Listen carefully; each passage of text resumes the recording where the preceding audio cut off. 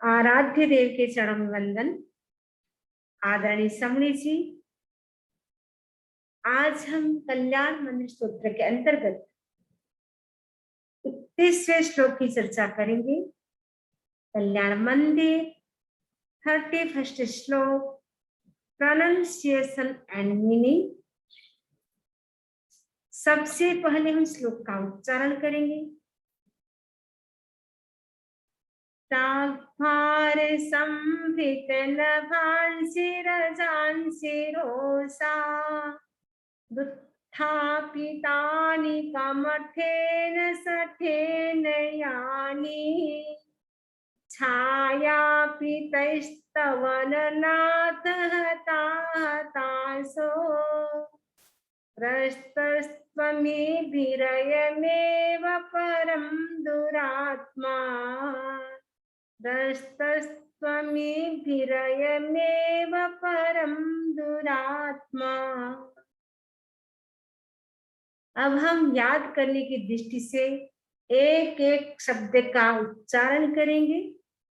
प्रागभार, प्रागभार, संभृत, संभृत, नभांसि, नभांसि, नभांसि, रजांसि, रजांसि, रोसा, रोसा, दुत्थापितानि, दुत्थापितानि, कमठेन, कमठेन, सठेन, यानि, यानि, छायापि, छायापि, संधि विच्छेद करने पर हो जाएगा छाया प्लस अपि, छायापि, तैस्तव, तैस्तव न नाथ, तैस्तव न नाथ, हता, हताशो, प्रस्तस्त्वमेभि रयमेव, ग्रस्तस्त्वमेभि रयमेव परम दुरात्मा, ग्रस्तस्त्वमेभि रयमेव परम दुरात्मा। अब हम पूरे श्लोक को एक साथ उच्चारण करेंगे। प्रागभार संभृत नभांसि रजांसि रोसा दुत्थापितानि कमठेन सठेन यानि छायापि तैस्तव ननाथ हता हताशो ग्रस्तस्त्वमेभि रयमेव परं दुरात्मा ग्रस्तस्त्वमेभि रयमेव परं दुरात्मा। प्रस्तुत श्लोक में आचार्य सिद्धसेन कहते हैं, भगवान पार्श्वनाथ जब राजकुमार थे, एक बार वे अपने महल में, अपने पैलेस में विंडो में बैठे हुए थे, झरोखे में बैठे हुए थे। उन्होंने देखा अनेक लोग एक ही दिशा में जा रहे हैं। पता चलाया कारण क्या है, इतने सारे लोग एक ही दिशा में क्यों जा रहे हैं। पता चला कमठ नाम का तापस जो पंचांग तप कर रहा है, उनकी पूजा के लिए सभी लोग अपने हाथ में फल, फ्रूट और दूध को लेकर के जा रहे हैं। अवधि ज्ञान से राजकुमार पार्श्व ने देखा यह कमठ पंचांग में तप करके अनेक जीवों की हिंसा कर रहा है, इसलिए मुझे जाना चाहिए, कमठ को अहिंसा का उपदेश देना चाहिए। राजकुमार पार्श्व कमठ के पास आए और कहा, अरे ये तुम क्या कर रहे हो? इस प्रकार का तप करके, पंचांग तप करके अनेक प्रकार के जीवों की हिंसा कर रहे हो। ऐसा झूठा तप कोई भी काम का नहीं है। एक और तप कर रहे हो, दूसरी ओर तुम जीवों की हिंसा करते हो। ये कौन सा तप है तुम्हारा? जोर से ललकारते हैं, जोर से उस कमठ को बोलते हैं। और वहां देखा अवधि ज्ञान से जो पंचांग तप हो रहा था, आग जल रही थी चारों ओर। पंचांग तप का मतलब है बीच में वो कमठ बैठा हुआ था और पांचों ओर, पांच का मतलब चारों ओर तो अग्नि और ऊपर से सूर्य का ताप, तो टोटल हो गई 5 प्रकार की अग्नि। तो इसको कहते हैं पंचांग तप। तो पंचांग तप वो कर रहा था, चारों ओर आग लगा करके वो बैठा हुआ था, ऊपर से सूर्य तप रहा था। उस आग में राजकुमार पार्श्व ने देखा एक लकड़ी के अंदर नाग और नागिन दोनों ही जल रहे हैं। कमठ ने कमठ से कहा, इस लकड़ी को जल्दी से बाहर निकालो, क्योंकि इसके अंदर नाग और नागिन है, वो जल रहे हैं। कमठ ने कहा, कौन सा नाग, कौन सी नागिन, इसमें कुछ भी नहीं है। क्योंकि कमठ के पास अवधि ज्ञान नहीं था, उसको कुछ पता नहीं। भगवान ने कहा, राजकुमार थे, पार्षद भी भगवान नहीं बने थे, लेकिन उनके पास अवधि ज्ञान था। अवधि ज्ञान से कहा, इसके अंदर नाग नागिन है, वो अध जल चुके हैं, आधे तो जल चुके हैं, अब थोड़ा प्राण बाकी है, तो मेरा कर्तव्य है, मुझे उनको बचाना है। अपने सेवक से कहा, इसके अंदर जो एक लकड़ी है, उसके अंदर नाग नागिन जल रहे हैं, उस लकड़ी को बाहर निकालो। बाहर निकाला, उसको चीरा। चीरने के बाद नाग नागिन देखा अधजले हो गए, यानी आधे जल चुके थे, फिर भी अभी प्राण चल रहे थे, श्वास चल रहे थे, श्वास चल रहा था। पार्श्व कुमार ने क्या किया, उनको कहा, समझाया और कहा नाग नागिन को, अपने शत्रु के प्रति भी द्वेष नहीं करना है, समता रखना है। तुम्हारे अंतिम श्वासें चल रही है, तुम्हारी अंतिम श्वासें चल रही है, इसलिए तुम्हें किसी के प्रति भी द्वेष नहीं करना है, क्रोध नहीं करना है। अपने शत्रु के साथ भी फ्रेंडशिप करो, मित्रता स्थापित करो, और सब जीवों से क्षमा कर लो। क्षमा याचना करवा दी और संधारा भी पचका दिया।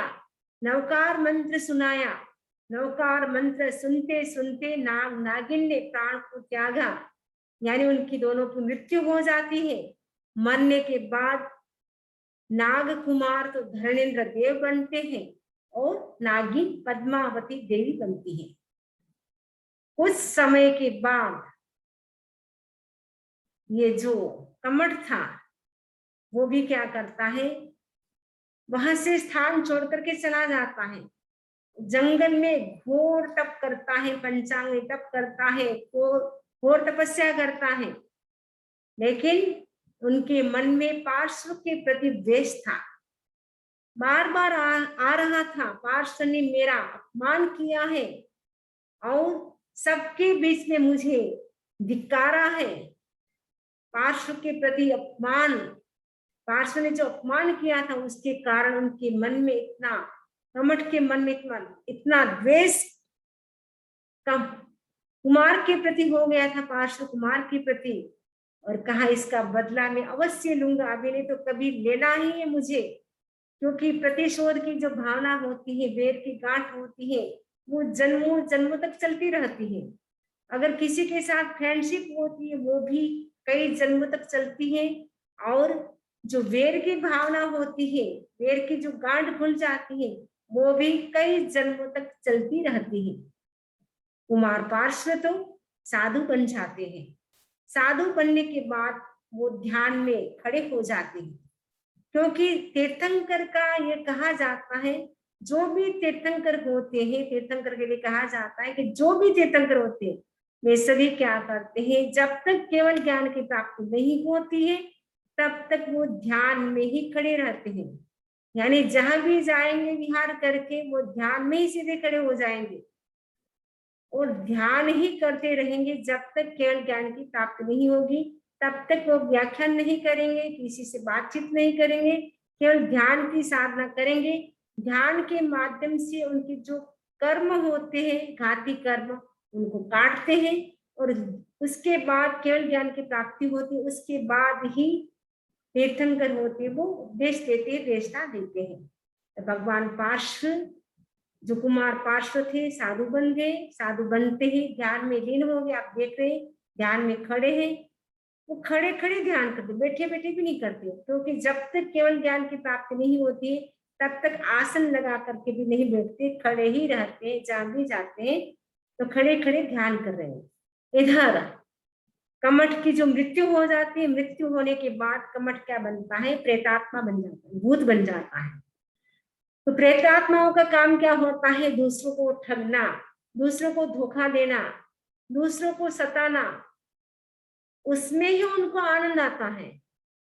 तो कमठ ने देखा ये मेरा पूर्व जन्म का दुश्मन पार्श्व, इसने मेरा अपमान किया था, तिरस्कार किया था, पंचांग ने तब में विघ्न पैदा किया था। आज अच्छा मौका है बदला लेने का। प्रतिशोध की भावना थी, बेर की गांठ भूली हुई थी। उसने क्या किया? कमठ ने, जो प्रेतात्मा था कमठ, उसने क्या किया? भगवान के ऊपर धूली बरसानी शुरू कर दी। इतनी धूली बरसाई, इतनी धूली बरसाई कि पूरा आकाश धूल से छा जाता है, इवन सूर्य भी नहीं दिखता है, इतनी धूली, इतनी धूली। लेकिन भगवान का अतिशय था, जो भी भगवान के ऊपर धूली आ रही थी, लेकिन भगवान से ऊपर जा रही थी, भगवान को टच भी नहीं कर रही थी। भगवान को तो टच कर ही नहीं रही थी धूली, लेकिन भगवान की जो छाया थी, जो शेडो था, उसको भी वो टच नहीं कर रही थी। वो सारी धूली क्या होती है? उस धूली से कमठ ही खुद ही उसके अंदर फंसता जा रहा है। क्योंकि यहाँ पे धूली के दो अर्थ किए हैं। एक धूल का मतलब होता है कर्म, कर्मरज। दूसरा धूल का मतलब होता है जो धूल। भगवान के ऊपर इतनी धूल बरसाए जिसके कारण वो कमठ ही उस धूल में फंस गया। यानी कमठ ने भगवान को कष्ट देने से बहुत सारे कर्मों का बंधन कर लिया। यानी कर्म रूपी धूली से वो स्वयं ही फंस गया, कर्म की धूली में खुद ही फंस गया। भगवान का अतिशय था, विशिष्ट ज्ञान था, तीर्थंकर थे। तीर्थंकर की आत्मा पुण्यशाली होती है, इसीलिए उनको कोई भी फर्क नहीं होता है। भगवान ने उनके प्रति द्वेष भी नहीं किया। भगवान तो अपनी साधना में, ध्यान में लीन थे। कमठ ने ही द्वेष किया था, लेकिन कमठ ने अवधि ज्ञान से देखा, क्योंकि वो प्रेतात्मा थे, फिर भी उनके पास अवधि ज्ञान तो देवगति में होता ही है। अवधि ज्ञान से देखा भगवान तो आत्म साधना में लीन है, ध्यान में लीन है, उनको तो कुछ भी फर्क नहीं हो रहा है, लेकिन मेरा ही नुकसान हो रहा है। वो खुद ही देखता है मेरा इतना नुकसान हो चुका है, मैंने इतने सारे कर्मों का बंद कर लिया है, भगवान का तो कुछ भी नहीं हुआ। भगवान ने उसके प्रति कुछ भी नहीं किया। वो खुद ने ही धूल उड़ाई और खुद के ऊपर ही सारी धूल आ जाती है। यानी खुद ने ही कर्मों का बंद कर लिया, और कर्मों के बंद के कारण वो खुद ही डूब जाता है और अनेक वर्षों तक वो संसार में परिभ्रमण करेगा कर्म बंधन के कारण। क्योंकि जो भी कर्म का बंद करते उसको भुगतना ही पड़ता है। तो कमठ ने तीर्थंकर को कष्ट देके इतने कर्म का बंद कर लिया, तो अनेक जन्मों तक वो भोगेगा, तब जाकर के शायद छूट पाएगा। इतने कर्म का बंद कर लिया। इस श्लोक से हमें ये प्रेरणा लेनी है कि हमें क्या है, किसी को भी कष्ट नहीं देना चाहिए, किसी का भी अनिष्ट चिंतन नहीं करना चाहिए, अनिष्ट संकल्प किसी के प्रति नहीं करना चाहिए। यदि हम किसी का अनिष्ट सोचते हैं, यानी बुरा सोचते हैं, उसका फल हमें बुरा ही मिलता है। सामने वाले व्यक्ति का अनिष्ट हो या न हो, बुरा हो या न हो, लेकिन जो बुरा चिंतन करता है, किसी के साथ बैड बिहेवियर करता है, उनका तो बुरा हो ही जाता है। इसलिए हमें कभी भी किसी का अनिष्ट चिंतन नहीं करना है, किसी के बारे में बुरा नहीं सोचना है। बुरा सोचने से सामने वाले का नुकसान हो या न हो, लेकिन हमारा तो नुकसान हो ही जाता है। आप पिक्चर में देख रहे हैं, भगवान तो आत्म साधना में लीन है और वो कमठ क्या कर रहा है, इतने ऊपर धूली बरसा रहा है, लेकिन वो धूली में कमठ खुद ही फंस गया। आप देख रहे हैं, केवल सिर दिख रहा है, बाकी पूरा शरीर ही उस धूली में फंस गया। और उसके साथ उसने कर्म का बंध भी बहुत अधिक कर लिया। उन कर्म को, बंधन को तोड़ने के लिए उसको बहुत ज्यादा पुरुषार्थ करना पड़ेगा, अनेक गतियों में परिभ्रमण करना पड़ेगा, तब जाकर के वो शायद मुक्त हो पाएगा। आगे हम संस्कृत, हिंदी और इंग्लिश में जो मीनिंग है उसको हम सुनते हैं। जो श्लोक का उच्चारण किया था उसके ही मीनिंग यहाँ दिए गए हैं। संस्कृत में है नाथ, हिंदी में हे नाथ, इंग्लिश में भी हे नाथ। शठेन, शठेन का मतलब है मायावी, हिंदी में इसको बोलते मायावी, यानी कहना कुछ करना कुछ, ऐसा माया, माया का आचरण करता है व्यक्ति। इंग्लिश में है डिसीविंग, डिसीविंग। कमठेन, कमठने, कमठ, रोषान, क्रोध से, विद एंगर, प्रागभार, संपूर्ण रूप से, ओवरऑल, नभांसी, आकाश को, एट द स्काई, समृद्ध, भर देने वाली, फीलिंग, यानी जो, दोज, रजांसी, धूल यानी डस्ट, उत्थापिता ने प्रकट की, एफ्लिक्टेड, एफ्लिक्टेड, एफ्लिक्टेड। नेक्स्ट है तही, उससे, बाय देम, तो आपकी, योर, छाया में शेडो, अपि भी, टू, न हता, नष्ट नहीं हुई, नॉट डिस्ट्रॉयड, अयम, यह, दिस, हताश, हताश का मतलब है डिस्पेरेट, दुरात्मा, दुरात्मा, इविल कमट, एव, ही, ओनली, अमी भी, कर्म रूपी रजू से विद कार्मिक डस्ट, ग्रस्त हो गया, ग्रस्त हो गया का मतलब है एफ्लिक्टेड, एफ्लिक्टेड। अब हम पूरे श्लोक का हिंदी, गुजराती और इंग्लिश में भावार्थ सुनेंगे। हे प्रभु, दुष्ट कमठ ने क्रोध में आकर आप पर भीषण धूल एवं पत्थर की वर्षा की, जिसके समूह से समग्र आकाश भर गया, समग्र नहीं संपूर्ण आकाश धूल से भर गया, परंतु आपका कुछ भी नहीं बिगड़ा, आपकी छाया भी मलिन नहीं हुई, बल्कि वही दुरात्मा, प्रेतात्मा, कमठ पापों के भार से दुष्कर्म की धूल में फंस गया। गुजराती, हे प्रभु, दुष्ट कमठे क्रोध में आવીને આપ પર ભીષણ ધૂળ અને પથ્થરની વર્ષા की, જેના સમૂહથી સમગ્ર આકાશ ભરાઈ ગયું, પરંતુ આપનું કશું ન બિગડ્યું, आपનો परछाइयों शुद्ध न ढकायो, ने आपकी जो परछाई थी, यानी आपका जो शेडो था वो भी नहीं ढक पाया, वो भी टच नहीं हो सका। અને તે દુરાત્મા કમઠ પાપોના ભારથી દુષ્કર્મોની ખાઈમાં ખૂટી ગયો, यानी उसी में वो डूबी गयो, क्योंकि इसने इतने पाप कर्मों का बंद कर दिया तीर्थंकर को कष्ट देने से, तो खुद ही उस धूल में फंस गया। अब इंग्लिश में, ओ प्रभु, that evil command, a specific demigod, afflicted you with terrifying sandstorm that covered every part of the sky, but those particles of sand could not even touch your shadow. However, as a consequence of that evil deed, Kamat's own soul was pushed into the ditch of karmic bondage. इस श्लोक से हमें प्रेरणा लेना है, ये बोध पाठ लेना है, ये शिक्षा लेनी है। हम कभी भी किसी का बुरा नहीं करेंगे, ना ही किसी के बारे में हम बुरा सोचेंगे, क्योंकि बुरे का फल हमेशा बुरा ही मिलता है। सामने वाले व्यक्ति का नुकसान हो या न हो, हमारा तो नुकसान हो ही जाता है।